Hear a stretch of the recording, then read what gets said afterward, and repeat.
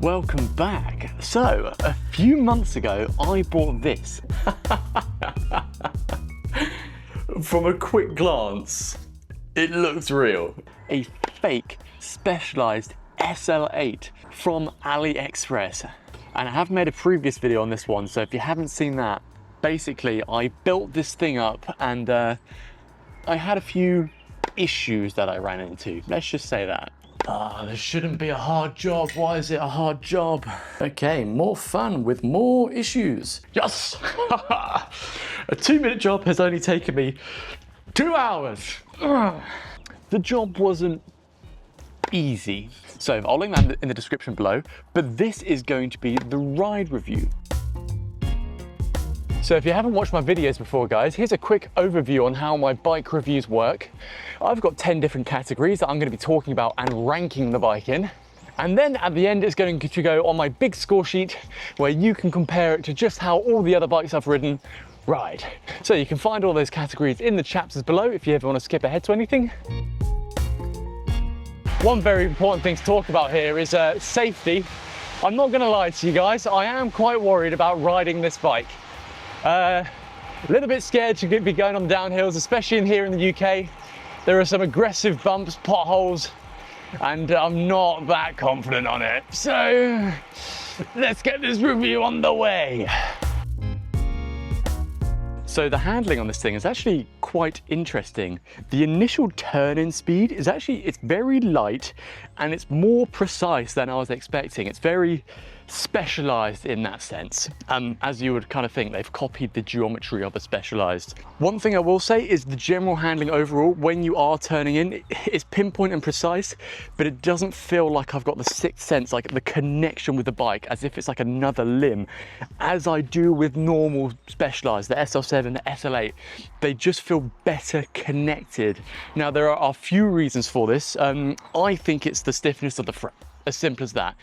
This thing is quite noodly, it's very soft. I'm going to be getting more into it later, but it is very much highlighted when you're cycling with no hands. When your hands are off the bar, this saddle, this seat post, it flexes quite a lot. And it's not just that, it's kind of the whole frame. So the initial turn is good, but the bike doesn't like to lean that much. On the real SL8 and the Tarmac SL7, the bike loves leaning over, and you could like lean as far as you want to. How much lean would you like today, sir? All of it? Yes. But on this bike, it feels quite restrictive. It starts off really tippy and then just feels restrictive to get that bike leant over into the position that you want it to be. Well, does this bike climb well? And the answer is kinda. So when you are in the saddle, surprisingly, the bike feels quite sprightly when you want to pick up a little bit of speed and stuff. So it kind of just climbs like any other bike, really. You get into a rhythm, feels totally good. But when you start to get over 300 watts, you do start to notice the bike starts to feel a bit numb and it starts to feel a bit wooden, and it becomes really exacerbated when you start to get out of the saddle. So out of the saddle, the bike starts to feel, well, pretty terrible. As you start to put more torque and torsional force through the frame, it really does not like it. It feels, not a nice word, but damp and soggy, and you know, I think I've felt stiffer, dry spaghetti than this frame, and it's really noticeable because you can really tell as when you start to pick up the speed, the flex in the bottom bracket, well, the chain starts to rub on the front derailleur, and there should not be that much flex there. That's insane. I know it's not an adjustment issue because I've double checked it. Now, weight obviously does play a role in climbing. When you pick up the bike in your hands, it's something very visceral, and you can feel that it's a light or not bike. And well, if you saw my previous video, which you should have before you watch this, the bike weighs 7.4 kilos with pedals. Now, obviously, you spec Ultegra, you spec some lightweight wheels like these ones have got on, and yeah, the bike just becomes a light bike, and you can tell when you're riding in the saddle up the climbs, it just feels like a light bike. It doesn't feel like a stiff bike, but it feels like a light bike. Now, of course, you can get a lot lighter, but this is a 58 frame, and 7.4 is plenty light enough. What was it like sprinting on this bike? Because usually a good bike is fun to sprint with. Let's start with the good bits. So starting off with a handlebar, these handlebars are surprisingly stiff. They're actually very good and nice to pull on. So it feels like through the front end, the bike is actually quite responsive underneath you, but then we get to the bad bits. Now, part of a bike's sprightliness and fun feeling, it definitely comes down to the wheels. I have reviewed these wheels here before, and well, they're a steel spoked wheel, but they actually respond really well. I've tested them a lot on my Seeker Sphere. So it means any downsides from here are, well, down to the frame. And as I mentioned in the climbing section, this frame is literally a spaghetti noodle. It is so unbelievably flexy. So much so that the bottom bracket area here, when you're kind of over 400, 500 watts, what starts to happen is there's so much flex in the bottom bracket area that the front derailleur here starts to rub against the actual chain itself. That's how flexy it is, that even this short section between the bottom bracket and the front derailleur mount is flexing that much. And that was happening at 500 watts.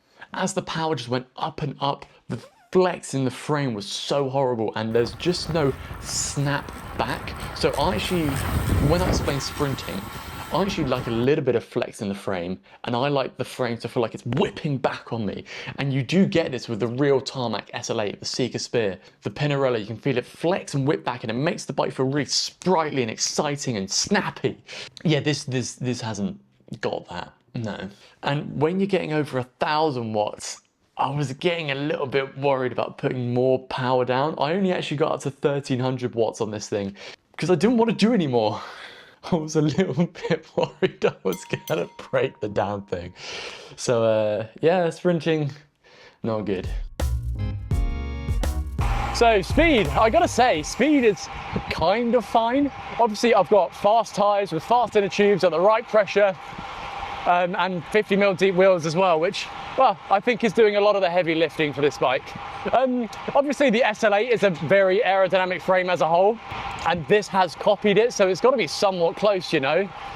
But I will say, when I am going on the downhills that we've been doing around here, a lot of times where I might normally hit 72, I've been going like 67 k's an hour. When I'm just normally cruising at 50 k's an hour on some of the downhills, I'm kind of going into the aero position just to try and hold 50 sometimes on this bike.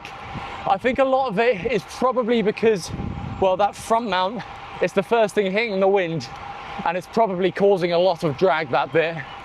And secondly, that exposed cable. I remember Josh from Silka on the Marginal Gains podcast talking about for every 10 centimeters of exposed cable, it's about 1 watt, and well, there's quite a lot left here. There's about 40 centimeters. I did explain the reason why in the previous video. Crosswinds have been a complete non-issue. It's the same shape as the SL8 or close enough. So yeah, it's not really impacted by side winds at all. I mean, I am here in the UK. Most of our riding is done in these kind of like wooded areas. So you are very well protected, but you know, sometimes you go past an open area and the wind pushes you, totally fine on here. Let's talk about the comfort now we're here at the end of the day, because there's a few things to say on it. As a whole, really good, actually. We've been on the bike for about 5.5 hours today, and I haven't been desperate to get off the bike once. You know, if a bike's normally uncomfortable, after about 2 hours, you were like, please get me off this damn thing. Not at all here, especially on the back end of the bike. Because of the flex in the frame, the skinny seat tubes, it does absorb most of those vibrations really well. I was like gritting my teeth before I went over like big bumps and stuff, but actually absorbed them quite nicely. Again, probably the flex in the frame. The front handlebar, however, yeah, not so good. One thing I will say at the front is when you're going down over 35-ish k's an hour and the road surface is fairly rough, which is the whole of the UK, there is a certain resonance that is coming through the bars.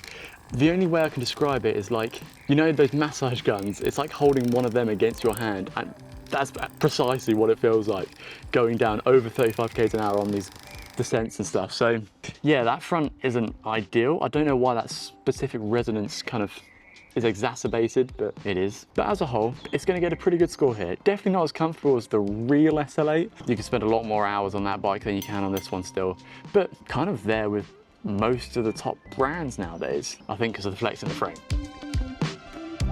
Does this bike do well on the shop window factor? Brief explanation, if you don't know what the shop window factor is on my list, it's kind of like when you ride past the shop windows, do you look at yourself back in the glass windows because you think you look cool and stuff like that? And also, kind of if you saw it in the shop window, would you approach it because you think it looks good? And initially, like, I kind of have that vainness on the bike that I do on the best bikes, where you do look at your reflection in the shop window with this thing. I must say, I do. So you would think it would normally score quite highly from that. But then you look down back at your Garmin and you see it's erect, and that dispels a lot of the mood. And then you look down even further and you've got your exposed cable, and that kind of kills the mood even further. So yeah, the score's not going to be great for this one. Guys, I must admit, when we're at the cafe stops, having a drink, filling up our waters and stuff, I'm quite embarrassed by this bike. And well, I think it's that exposed cable. I'm always putting my bike against the wall to try and hide that. And because the bike says S-Works, I see people looking at it and I cringe, I literally cringe. I'm like, no, don't look, it's embarrassing.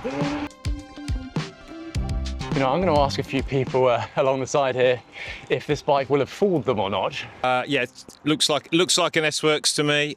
Came past me like an S-Works, sounded like an S-Works. Yeah, I'd have been fooled. It's only when I think the cable routing was pointed out that I might have picked that up. But yeah, it looks cool. Looks cool. Cool bike. Yeah, really nice looking bike. Love the paint job. Would definitely pass as an S-Works without detailed inspection. Yeah, I hadn't noticed the cable routing initially, but that's definitely a no-no on a, you know, £12,000 bike. So do I think this is a real S-Works? I might, other than the 6 times we've had to stop for you to readjust this seat post. We're doing the Leaf Hill Octopus today, and we have currently gone up and down it 4 out of the 8 times and stopped at least 6. So let me show you what's going on here. You'll be able to see this extra grippy section. Now, a lot of seat posts from other brands do actually have this kind of stuff. And at first I thought, okay, yeah, that's going to be probably a good thing, because you won't need to use, there'll be less need for things like fiber grip, and it should keep the seat post in place. You can see there's nothing here and the grippy texture there. But what you will have already likely have noticed is the fact that, well, it's coming off. So normally this surface is extremely hard, like you can't scratch it or wear it off kind of thing.